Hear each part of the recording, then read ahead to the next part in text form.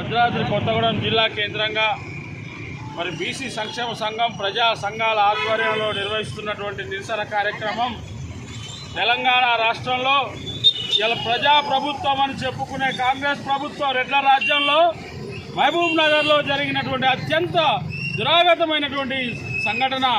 ఈ రాష్ట్రంలో బీసీలైనటువంటి చాకలి కులస్తులైనటువంటి మరి కుటుంబాన్ని దైవ సన్నిధిలో అత్యంత క్రూరంగా మరి దాడి చేసి 2 నెలల పసిపాపను తీవ్రంగా ఇవాళ హత్య చేయడం జరిగిందంటే ఇది అగ్రకుల దురహంకారం కాదా అని మేము ప్రశ్నిస్తూ ఉన్నాం. ఈ రెడ్ల రాజ్యం కాదా అని ప్రశ్నిస్తూ ఉన్నాం. ఈ రెడ్ల రాజ్యంలో బీసీలో బ్రతకడానికి అవకాశం లేదా అని చెప్పి ఈ ప్రజాప్రభుత్వాన్ని తీవ్రంగా ఖండిస్తూ ఉన్నాం.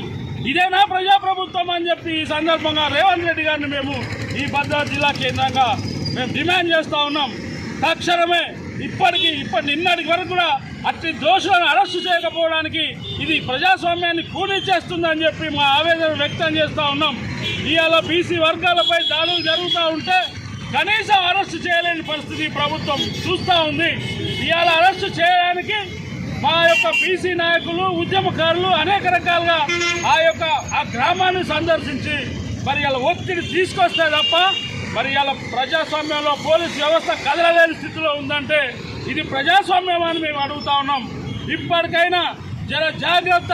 బీసీలంటే అలుసు కాదు. బీసీల మీద చెయ్యి పడితే మరి తీవ్ర పరిణామాలు ఉంటాయని చెప్పి ఈ రాష్ట్ర ప్రభుత్వాన్ని మేము హెచ్చరిస్తూ ఉన్నాం. వెంటనే అట్టి కుటుంబాన్ని ఆదుకొని ప్రభుత్వం ఆ కుటుంబానికి న్యాయం చేయాలని చెప్పి మేము తక్షణమే ఆ కుటుంబానికి న్యాయం చేయాలని చెప్పి మేము భద్రాద్రి కొత్తగూడెం బీసీ సంఘాలుగా డిమాండ్ చేస్తూ ఉన్నాం.